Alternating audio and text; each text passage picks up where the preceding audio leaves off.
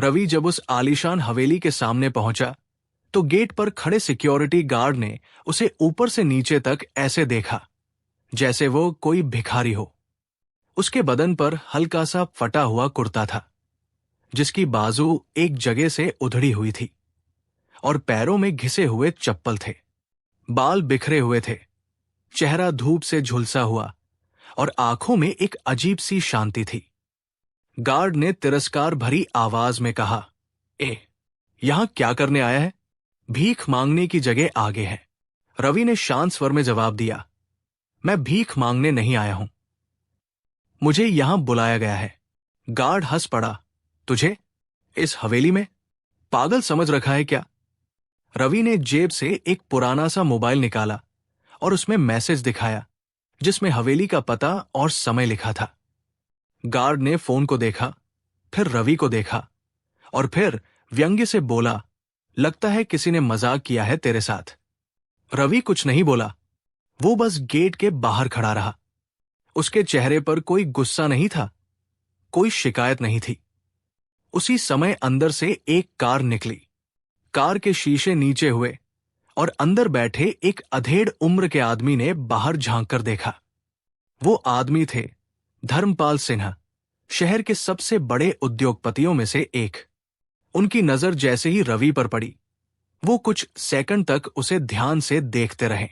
रवि की आंखें झुक गई, लेकिन चेहरे पर वही शांति बनी रही। कार आगे बढ़ गई। गार्ड ने राहत की सांस ली और बोला, चल अब निकल यहां से, वरना मुझे जबरदस्ती निकालना पड़ेगा। रवि धीरे से मुड़ा, जैसे वो जाने वाला हो। उसके कदम भारी थे, लेकिन चेहरे पर कोई निराशा नहीं थी। उसे ऐसी नजरों की आदत हो चुकी थी, क्योंकि ये पहली बार नहीं था जब उसे उसके कपड़ों से आका गया था। उसके दिमाग में अचानक वो दिन घूम गया जब उसकी मां ने उससे कहा था, बेटा, लोग तुझे तेरे कपड़ों से पहचानेंगे, लेकिन तू खुद को अपने कर्मों से पहचान देना। उस दिन भी उसके पास सिर्फ यही एक कुर्ता था और आज भी यही था।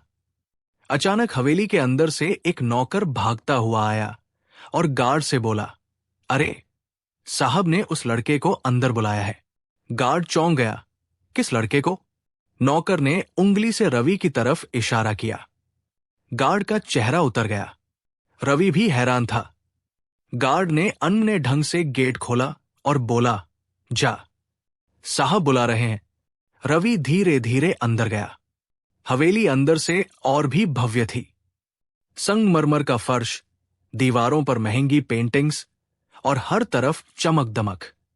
रवि के पैरों में चप्पल की आवाज उस शांति में साफ सुनाई दे रही थी। वो ड्राइंग रूम के बाहर पहुंचा, जहां एक बड़ा सा दरवाजा था। नौकर ने दरवाजा खोला और कहा, अंदर जाओ। रवि ने अंदर कदम रखा। कमरे के बीचों बीच एक बड़ा सा सोफा था, जिस पर धर्मपाल सिंह बैठे थे। उनके साथ उनकी पत्नी और उनकी बेटी भी बैठी थी। बेटी का नाम था संध्या। संध्या ने जैसे ही रवि को देखा, उसकी भौहें सिकुड़ गई। उसने धीरे से अपनी मां से कहा, पापा ने इसी लड़के को बुलाया है। उसकी मां ने भी रवि को देखकर अजीब सा चेहरा बनाया। धर्मपाल सिंह ने गंभीर नजरों से रवि को देखा और कहा, तुम रवि हो? रवि ने सिर झुकाकर कहा, जी। बैठो। धर्मपाल सिंह ने सामने वाले सोफे की तरफ इशारा किया। रवि धीरे से बैठ गया, लेकिन बैठते समय उसने ध्यान रखा कि उसके गंदे कपड़े सोफे को ज्यादा न छुए। संध्या ये सब देख रही थी। उसके चेहरे पर तिरस्कार साफ दिख रहा था। उसने सोचा, पापा भी ना, पता नहीं कहां कहां से लोगों को उठा लाते हैं। धर्मपाल सिंह ने पूछा, क्या करते हो? रवि कुछ सेकंड चुप रहा, फिर बोला, अभी कुछ खास नहीं। संध्या हंस पड़ी, मतलब बेरोजगार हो? रवि ने उसकी तरफ देखा, लेकिन कुछ नहीं बोला। धर्मपाल सिंह ने संध्या को आंखों से चुप रहने का इशारा किया। फिर उन्होंने पूछा, परिवार में कौन कौन है? रवि की आंखों में हल्की सी नमी आ गई। उसने धीरे से कहा, अब कोई नहीं है। कमरे में कुछ पल के लिए सन्नाटा छा गया। संध्या की मां ने धीमी आवाज में धर्मपाल सिंह से कहा, आपने यही लड़का चुना है अपनी बेटी के लिए? उनकी आवाज में नाराजगी थी। धर्मपाल सिंह ने कोई जवाब नहीं दिया। वो बस रवि को देखते रहे, जैसे वो रवि के कपड़ों को नहीं, उसके अंदर को देख रहे हों। उसी समय एक नौकर चाय लेकर आया। उसने पहले धर्मपाल सिंह और उनकी पत्नी को चाय दी, फिर संध्या को। जब वो रवि के पास आया तो उसने हल्का सा मुंह बनाया, जैसे उसे रवि के पास आना भी पसंद नहीं था। उसने कप टेबल पर रख दिया, रवि के हाथ में नहीं दिया। रवि ने बिना कुछ कहे कप उठा लिया। उसके हाथ थोड़े कांप रहे थे। संध्या ने यह देखा और व्यंग्य से बोली, लगता है पहली बार इतनी महंगी चाय पी रहे हो। रवि ने उसकी तरफ देखा, लेकिन उसके चेहरे पर गुस्सा नहीं था, बस एक हल्की सी मुस्कान थी। उस मुस्कान में दर्द भी था और आत्मसम्मान भी। धर्मपाल सिंह ये सब देख रहे थे। उनकी आंखों में एक अलगसी चमक थी। उन्होंने अचानक पूछा, अगर तुम्हें इस घर की जिम्मेदारी दी जाए तो निभा पाओगे? संध्या चौंक गई। पापा? उसकी मां भी हैरान थी। रवि ने धर्मपाल सिंह की आंखों में देखा। कुछ सेकंड तक वो चुप रहा। फिर उसने शांत आवाज में कहा, जिम्मेदारी कपड़ों से नहीं निभती साहब, नीयत से निभती है। कमरे में फिर सन्नाटा छा गया। धर्मपाल सिंह के चेहरे पर हल्की सी मुस्कान आ गई, लेकिन संध्या के चेहरे पर गुस्सा साफ दिख रहा था। उसे ये लड़का बिल्कुल पसंद नहीं आ रहा था। उसे लग रहा था कि उसके पिता ने उसकी जिंदगी का मजाक बना दिया है। अचानक संध्या गुस्से में उठी और बोली, पापा, अगर यही लड़का है तो मैं ये रिश्ता कभी स्वीकार नहीं करूंगी। वो ये कहकर कमरे से बाहर चली गई। उसकी मां भी उठ गई और जाते जाते धर्मपाल सिंह से बोली, आप बहुत बड़ी गलती कर रहे हैं। अब कमरे में सिर्फ धर्मपाल सिंह और रवि रह गए। कुछ सेकंड तक दोनों चुप बैठे रहे। फिर धर्मपाल सिंह धीरे धीरे उठे। रवि भी सम्मान में खड़ा हो गया। धर्मपाल सिंह उसके पास आए। उन्होंने रवि की आंखों में देखा और फिर अचानक ऐसा हुआ जिसकी रवि ने कल्पना भी नहीं की थी। धर्मपाल सिंह ने अपने दोनों हाथ जोड़ लिए और रवि को सलाम किया। रवि सन्न रह गया। उसकी आंखें फैल गई। उसने घबराकर कहा, साहब, ये आप क्या कर रहे हैं? धर्मपाल सिंह की आंखों में नमी थी। उन्होंने कांपती आवाज में कहा, तुम मुझे पहचानते नहीं हो, लेकिन मैं तुम्हें बहुत अच्छे से पहचानता हूं। रवि के चेहरे पर हैरानी साफ दिखाई दे रही थी। उसकी आंखें धर्मपाल सिंह के चेहरे को पढ़ने की कोशिश कर रही थी, जैसे वो यादों के किसी कोने में उन्हें खोज रहा हो। साहब, शायद आप मुझे किसी और से मिला रहे हैं, रवि ने धीरे से कहा। धर्मपाल सिंह हल्का सा मुस्कुराए। उनकी आंखों में अब भी नमी थी। नहीं बेटा, मैं गलती नहीं कर सकता। जिस इंसान ने मुझे दूसरी जिंदगी दी हो, उसे मैं कैसे भूल सकता हूं? रवि और ज्यादा उलझ गया। उसने धीरे से कहा, मैंने आपकी मदद की है। धर्मपाल सिंह ने गहरी सांस ली और पास के सोफे पर बैठ गए। उन्होंने इशारे से रवि को भी बैठने को कहा। आज से 5 साल पहले की बात है, धर्मपाल सिंह ने कहना शुरू किया। मैं अपनी कार से हाईवे पर जा रहा था। रात का समय था और बारिश बहुत तेज हो रही थी। रवि ध्यान से सुन रहा था। अचानक मेरी कार का एक्सीडेंट हो गया। कार सड़क से फिसलकर खाई के किनारे अटक गई। मेरे सिर पर गहरी चोट लगी थी और मैं बेहोश हो गया था। धर्मपाल सिंह की आवाज भर्रा गई। वो सड़क सुनसान थी। वहां कोई नहीं था, कोई भी नहीं। उन्होंने रवि की आंखों में देखा, सिवाय एक लड़के के। रवि का दिल तेज धड़कने लगा। वो लड़का फटे हुए कपड़ों में था। उसके पैरों में चप्पल भी ठीक से नहीं थी, लेकिन उसने मेरी जान बचाने के लिए अपनी जान की परवाह नहीं की। अब रवि की आंखों में हल्की सी पहचान की चमक आई। धर्मपाल सिंह आगे बोले। उसने कार का दरवाजा तोड़ा, मुझे बाहर निकाला और फिर मुझे अपने कंधे पर उठाकर करीब 2 किलोमीटर दूर अस्पताल तक ले गया। रवि के हाथ अनजाने में कांप गए। वो दृश्य उसके दिमाग में फिर से जीवित हो गया। वो बारिश, वो खून, और वो आदमी। डॉक्टर ने कहा था, अगर मुझे अस्पताल पहुंचाने में 5 मिनट की भी देरी होती तो मैं बच नहीं पाता। धर्मपाल सिंह की आंखों से आंसू निकल पड़े, और वो लड़का बिना अपना नाम बताए, बिना कुछ लिए, चुपचाप चला गया। कमरे में सन्नाटा छा गया। रवि की आंखें अब झुकी हुई थी। धर्मपाल सिंह ने कांपती आवाज में कहा, वो लड़का तुम थे, रवि। रवि के अंदर जैसे कोई तूफान उठ गया। उसे वो रात याद आ गई। वो रात जब वो खुद भूखा था, खुद कमजोर था, लेकिन उसने एक अजनबी की जान बचाई थी। रवि ने धीरे से कहा, मैंने तो सिर्फ इंसानियत निभाई थी साहब। धर्मपाल सिंह अचानक खड़े हो गए।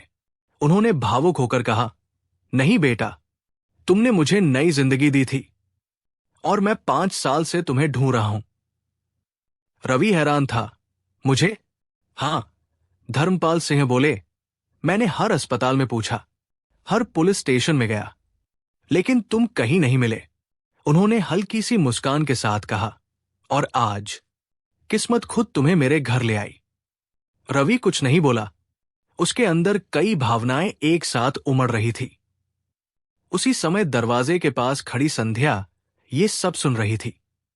वो चुपचाप वापस आई थी और उसने पूरी बात सुन ली थी। उसका चेहरा बदल चुका था। अब उसके चेहरे पर घमंड नहीं, बल्कि शर्म थी। उसे याद आया कि उसने रवि का मजाक उड़ाया था। उसने उसे बेरोजगार कहा था। उसकी आंखों में हल्की सी नमी आ गई, लेकिन उसके अंदर अभी भी एक सवाल था। उसने अंदर आकर कहा, पापा, अगर इन्होंने आपकी जान बचाई थी तो आपने इन्हें ढूंढकर मदद क्यों नहीं की? धर्मपाल सिंह ने गहरी सांस ली। मैंने बहुत कोशिश की थी बेटा, लेकिन ये कहीं नहीं मिले। फिर उन्होंने रवि की तरफ देखा, और आज जब मिले तो इस हालत में मिले। संध्या ने रवि की तरफ देखा। अब उसकी नजर में तिरस्कार नहीं था, बल्कि जिज्ञासा थी। उसने धीरे से पूछा, आप इस हालत में क्यों हैं?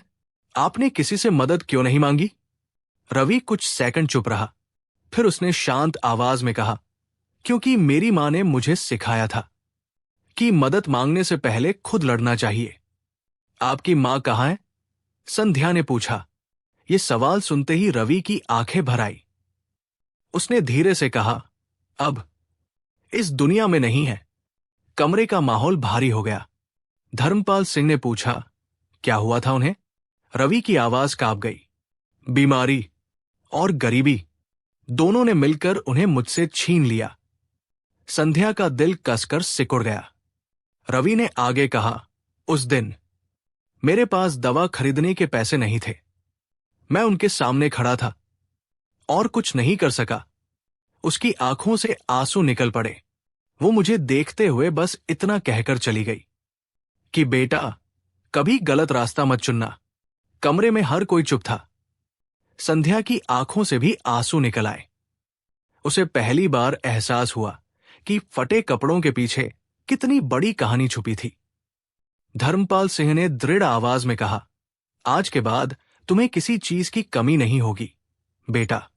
रवि तुरंत बोला, नहीं साहब, मुझे किसी की दया नहीं चाहिए। धर्मपाल सिंह मुस्कुराए, ये दया नहीं है, ये मेरा कर्ज है। रवि ने उनकी आंखों में देखा। वो समझ नहीं पा रहा था कि क्या कहे। उसी समय संध्या ने पहली बार नरम आवाज में कहा, लेकिन पापा, आपने इन्हें यहां शादी के लिए क्यों बुलाया? यह सवाल अब भी हवा में तैर रहा था। धर्मपाल सिंह ने संध्या की तरफ देखा, फिर रवि की तरफ देखा और धीरे से बोले, क्योंकि मैं अपनी बेटी की शादी किसी अमीर आदमी से नहीं, बल्कि एक अच्छे इंसान से करना चाहता हूं। संध्या स्तब्ध रह गई। रवि भी सन्न रह गया।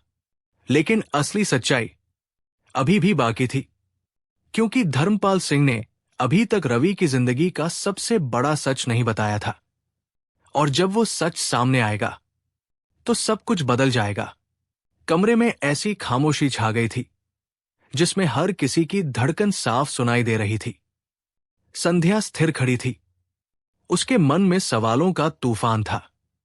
अभी कुछ देर पहले जिस लड़के को वो अपने लायक भी नहीं समझ रही थी, वही लड़का अब उसके पिता की नजरों में सबसे योग्य था। रवि की हालत भी कुछ अलग नहीं थी। उसने कभी सपने में भी नहीं सोचा था कि वह किसी अमीर घर में बैठकर ऐसी बातें सुनेगा।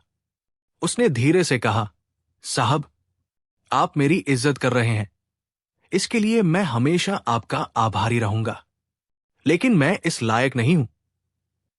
धर्मपाल सिंह ने तुरंत पूछा, लायक कौन होता है बेटा? वो जिसके पास पैसा हो या वो जिसके पास दिल हो? रवि चुप हो गया। उसके पास इस सवाल का जवाब नहीं था। संध्या ने अपने पिता की तरफ देखा। उसने पहली बार उनके चेहरे पर इतना गहरा विश्वास देखा था, लेकिन उसके मन में अभी भी एक डर था। उसने धीरे से कहा, पापा, शादी सिर्फ इंसानियत से नहीं चलती। जिंदगी में बहुत सारी जिम्मेदारियां होती हैं। धर्मपाल सिंह मुस्कुराए।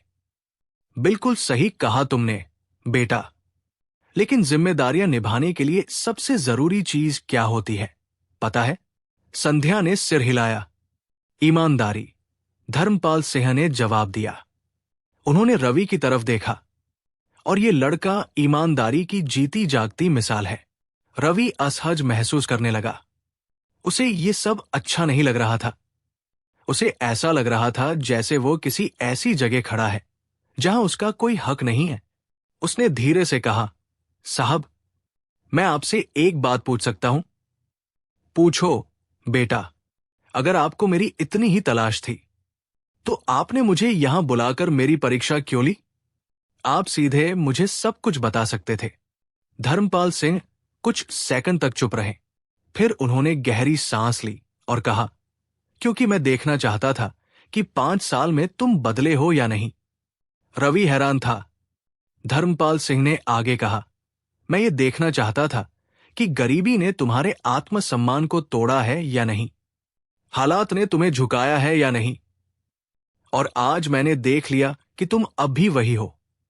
उन्होंने गर्व से कहा, तुम्हारे कपड़े भले फटे हुए हैं, लेकिन तुम्हारा चरित्र आज भी मजबूत है। संध्या ये सब सुन रही थी। उसके अंदर कुछ बदल रहा था। वो धीरे धीरे रवि के पास आई। रवि ने उसकी तरफ देखा। उनकी आंखें पहली बार बिना किसी तिरस्कार के मिली। संध्या ने धीमी आवाज में कहा, मुझे माफ कर दीजिए, मैंने आपको गलत समझा। रवि ने तुरंत कहा, नहीं, आपने कुछ गलत नहीं किया। आपने वही देखा जो सामने था। संध्या की आंखों में सम्मान की हल्की सी झलक आई। उसी समय धर्मपाल सिंह ने कहा, लेकिन एक बात अभी भी बाकी है, एक सच्चाई जो तुम दोनों को जाननी चाहिए। रवि और संध्या दोनों ने उनकी तरफ देखा। धर्मपाल सिंह की आवाज अब गंभीर हो गई। रवि, क्या तुम्हें याद है उस रात जब तुमने मुझे अस्पताल पहुंचाया था? तुम्हारे हाथ में एक पुरानी सी फाइल थी। रवि ने कुछ देर सोचा, फिर धीरे से सिर हिलाया। हां, वो मेरी फाइल थी। उस फाइल में तुम्हारे सर्टिफिकेट थे। धर्मपाल सिंह बोले। रवि की आंखों में दर्द उभर आया। हां, मेरी मां चाहती थी कि मैं पढ़ लिख कर एक बड़ा आदमी बनूं। मैंने बहुत मेहनत से पढ़ाई की थी। फिर क्या हुआ? संध्या ने पूछा। रवि की आवाज भारी हो गई। अस्पताल में भागदौड़ के दौरान वो फाइल कहीं खो गई। उसने दर्द से कहा, उस फाइल में मेरे सारे सपने थे, मेरे सारे सबूत थे कि मैं कौन हूं। धर्मपाल सिंह ने धीरे से कहा, वो फाइल खोई नहीं थी बेटा। रवि ने चौंक कर उनकी तरफ देखा। वो फाइल मेरे पास है। रवि जैसे पत्थर बन गया। क्या? उसके मुंह से मुश्किल से शब्द निकले। धर्मपाल सिंह ने नौकर को आवाज दी, रामू, वो फाइल लेकर आओ। कुछ ही सेकंड में नौकर एक पुरानी सी फाइल लेकर आया। धर्मपाल सिंह ने वो फाइल रवि के सामने रख दी। रवि के हाथ कांप रहे थे। उसने धीरे से फाइल खोली। अंदर उसके सारे सर्टिफिकेट थे। उसका नाम, उसकी मेहनत, उसकी पहचान, सब कुछ उसी तरह सुरक्षित था। रवि की आंखों से आंसू बहने लगे। उसने कांपती आवाज में कहा, ये आपने संभाल कर रखी? धर्मपाल सिंह ने मुस्कुराकर कहा, यह सिर्फ फाइल नहीं थी, ये उस इंसान की पहचान थी जिसने मुझे नई जिंदगी दी थी। संध्या ये सब देखकर भावुक हो गई। उसे पहली बार एहसास हुआ कि रवि सिर्फ एक गरीब लड़का नहीं था, वो एक पढ़ा लिखा, मेहनती और आत्मसम्मानी इंसान था। लेकिन तभी धर्मपाल सिंह ने एक और बात कही, और इस फाइल में एक और चीज थी जो शायद तुम भूल गए हो। रवि ने हैरानी से पूछा, क्या? धर्मपाल सिंह ने फाइल से एक कागज निकाला और उसे रवि के सामने रखा। जैसे ही रवि की नजर उस कागज पर पड़ी, उसका चेहरा अचानक बदल गया।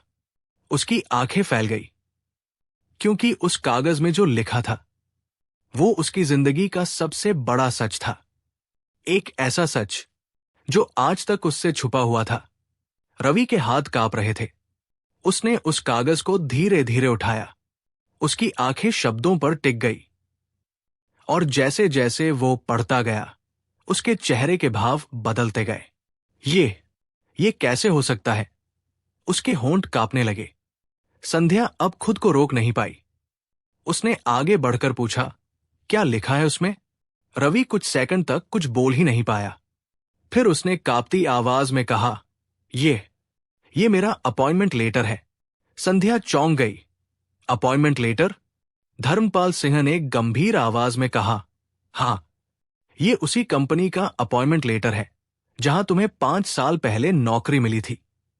रवि की आंखों के सामने अतीत घूमने लगा। 5 साल पहले, जब उसने अपनी पढ़ाई पूरी की थी, जब उसकी मां ने उसकी आंखों में सपने देखे थे, जब उसे पहली बार एक बड़ी कंपनी से नौकरी का ऑफर मिला था। वो दिन उसकी जिंदगी का सबसे खुशहाल दिन था।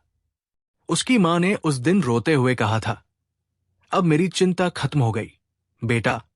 लेकिन वो नौकरी कभी शुरू नहीं हो पाई, क्योंकि उसी रात उसका एक्सीडेंट हुआ था, और उसी रात उसने धर्मपाल सिंह की जान बचाई थी। उस अफरातफरी में उसकी फाइल और अपॉइंटमेंट लेटर खो गए थे। और फिर उसकी मां की बीमारी, गरीबी और जिंदगी की जंग में उसका वह सपना कहीं पीछे छूट गया था। रवि की आंखों से आंसू गिरने लगे। अगर ये मुझे मिल गया होता तो शायद मेरी मां आज जिंदा होती। उसकी आवाज टूट गई। कमरे में सन्नाटा छा गया। संध्या की आंखें भी नम हो गई। धर्मपाल सिंह धीरे से बोले, मैंने उस कंपनी से बात की थी। रवि ने हैरानी से उनकी तरफ देखा। मैंने उन्हें सब कुछ बताया, और उन्होंने कहा कि अगर रवि चाहे तो आज भी वो नौकरी उसकी है। रवि जैसे सुनकर विश्वास नहीं कर पा रहा था। क्या? सच में? हां बेटा, धर्मपाल सिंह ने कहा, क्योंकि काबिलियत कभी पुरानी नहीं होती। रवि के अंदर जैसे वर्षों से बुझी हुई उम्मीद की लौ फिर से जल उठी।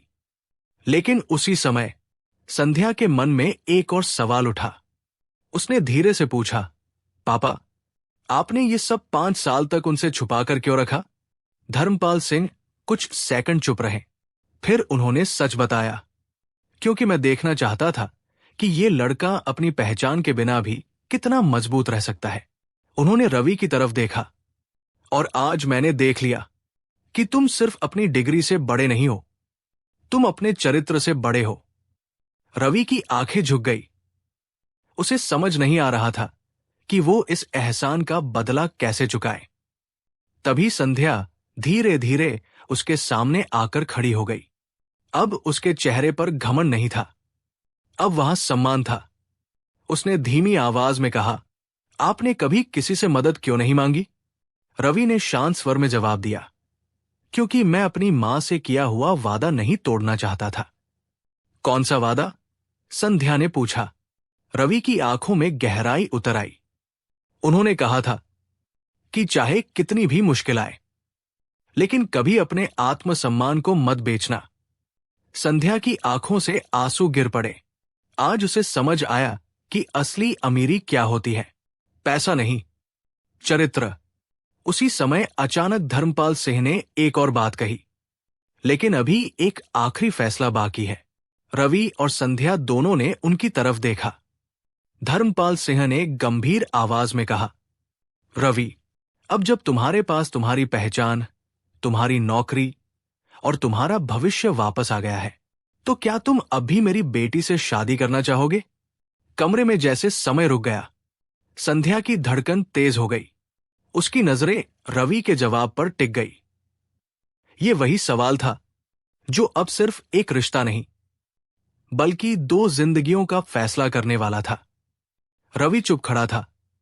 उसकी आंखों में कई भावनाएं एक साथ चल रही थी। अतीत का दर्द, वर्तमान का सम्मान और भविष्य का फैसला। उसने धीरे धीरे अपनी नजरें उठाई, और जो जवाब उसने दिया, उसने सब कुछ बदल दिया। रवि ने धीरे धीरे अपनी नजरें उठाई। उसकी आंखें सीधे संध्या की आंखों से मिली। कुछ पल के लिए दोनों के बीच गहरी खामोशी छा गई। उस खामोशी में हजारों सवाल थे, हजारों जवाब थे, और एक ऐसा फैसला था जो उनकी पूरी जिंदगी बदल सकता था। रवि ने गहरी सांस ली। उसने धर्मपाल सिंह की तरफ देखा, फिर संध्या की तरफ देखा, और शांत लेकिन दृढ़ आवाज में कहा, साहब, मैं आपकी बेटी से शादी करने के लायक आज भी नहीं हूं। संध्या का दिल जैसे एक पल के लिए रुक गया। धर्मपाल सिन्हा भी चौंक गए। क्यों बेटा? उन्होंने पूछा। रवि ने सम्मान से कहा, क्योंकि मैं नहीं चाहता कि यह रिश्ता किसी एहसान की नींव पर खड़ा हो। कमरे में सन्नाटा छा गया। रवि ने आगे कहा, आपने मेरे लिए बहुत कुछ किया है। आपने मेरी पहचान वापस दी, मेरा भविष्य वापस दिया, लेकिन शादी सिर्फ सम्मान और प्रेम पर होनी चाहिए, किसी कर्ज या एहसान पर नहीं। संध्या की आंखों में आंसू भर आए। उसने पहली बार महसूस किया कि यह लड़का कितना अलग है। रवि ने आगे कहा, मैं नहीं चाहता कि कभी भी संध्या जी को यह महसूस हो कि उन्होंने मुझसे शादी करके कोई समझौता किया है, या मैंने उनसे शादी करके कोई फायदा उठाया है। धर्मपाल सिंह की आंखों में गर्व चमक उठा। उन्होंने मुस्कुराकर पूछा, तो तुम क्या चाहते हो बेटा? रवि ने धीरे से कहा, मैं चाहता हूं कि मैं पहले अपने पैरों पर खड़ा हो जाऊं, अपनी पहचान खुद बनाऊं, और अगर उस दिन भी संध्या जी मुझे स्वीकार करें तो वो मेरा सौभाग्य होगा। ये सुनकर संध्या के आंसू अब रुक नहीं पाए।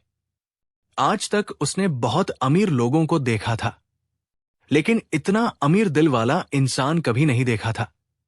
वो धीरे धीरे रवि के पास आई। उसकी आवाज कांप रही थी। अगर मैं आज ही आपको स्वीकार कर लूं तो? रवि चौंक गया। उसने हैरानी से संध्या की तरफ देखा। संध्या की आंखों में सच्चाई थी। उसने कहा, आज आपने मुझे सिखाया है कि असली अमीरी क्या होती है, और मैं अपनी जिंदगी एक ऐसे इंसान के साथ बिताना चाहती हूं जो दिल से अमीर हो। धर्मपाल सिंह ये सब देखकर भावुक हो गए। उन्होंने कहा, बेटा, ये फैसला तुम्हारा है। रवि कुछ सेकंड तक चुप रहा। उसने अपनी मां की तस्वीर को याद किया, उनकी बातें, उनके सपने, और फिर उसने धीरे से कहा, अगर ये फैसला संध्या जी का है और इसमें कोई मजबूरी नहीं है, तो मुझे कोई आपत्ति नहीं है। संध्या के चेहरे पर हल्की सी मुस्कान आ गई। ये मुस्कान घमंड की नहीं, सम्मान और प्रेम की थी। कुछ महीनों बाद रवि ने अपनी नौकरी ज्वाइन कर ली। अपनी मेहनत और ईमानदारी से उसने बहुत जल्दी सबका दिल जीत लिया। उसने कभी धर्मपाल सिन्हा के नाम का सहारा नहीं लिया। उसने अपनी पहचान खुद बनाई। और एक दिन उसी हवेली में जहां कभी वो फटे कपड़ों में खड़ा था, आज वो दूल्हे के रूप में खड़ा था। लेकिन इस बार उसके कपड़े नहीं, उसका आत्मसम्मान चमक रहा था। शादी के मंडप में जब धर्मपाल सिंह ने रवि को देखा तो उनकी आंखों में आंसू आ गए। उन्होंने आगे बढ़कर रवि को गले लगा लिया और धीरे से कहा, उस दिन तुम फटे कपड़ों में थे, लेकिन आज भी तुम उतने ही अमीर हो, क्योंकि असली अमीरी कपड़ों में नहीं, इंसान के चरित्र में होती है। संध्या पास खड़ी सब सुन रही थी। उसके चेहरे पर गर्व था। उसे अपने फैसले पर गर्व था। शादी के बाद रवि ने हवेली में रहने के बजाय एक छोटा सा घर चुना। जब संध्या ने पूछा, आप हवेली में क्यों नहीं रहना चाहते? रवि ने मुस्कुराकर जवाब दिया, क्योंकि मैं चाहता हूं कि जो कुछ भी हो वो हमारा हो, किसी का दिया हुआ नहीं। संध्या मुस्कुरा दी। उसने कहा, अब समझ आया, पापा ने आपको सलाम क्यों किया था। समय के साथ रवि सिर्फ एक सफल इंसान ही नहीं बना, बल्कि एक ऐसा इंसान बना जिसकी मिसाल लोग देने लगे। और धर्मपाल सिंह, वो हर किसी से गर्व से कहते, जिस लड़के को दुनिया ने उसके फटे कपड़ों से आका था, मैंने उसके चरित्र को देखा था और वही मेरी जिंदगी का सबसे सही फैसला था। कहानी हमें एक ही बात सिखाती है, इंसान की पहचान उसके कपड़ों, पैसे या हालात से नहीं होती। उसकी पहचान उसके चरित्र, उसकी ईमानदारी और उसके आत्मसम्मान से होती है। क्योंकि फटे कपड़े सिर्फ शरीर पर होते हैं, लेकिन मजबूत चरित्र सीधे आत्मा में होता है। अगर इस कहानी ने आपके दिल को छू लिया हो और आपकी आंखें नम हो गई हो, तो अपने अनमोल विचार कमेंट में जरूर लिखें। आपका एक कमेंट किसी और के दिल तक ये भावना पहुंचा सकता है। वीडियो को लाइक करके अपना प्यार जरूर दिखाएं और ऐसी ही सच्ची और दिल को छू लेने वाली कहानियों के लिए चैनल को सब्सक्राइब करना न भूलें। आपका साथ ही हमारी सबसे बड़ी ताकत है। जय हिंद, जय भारत।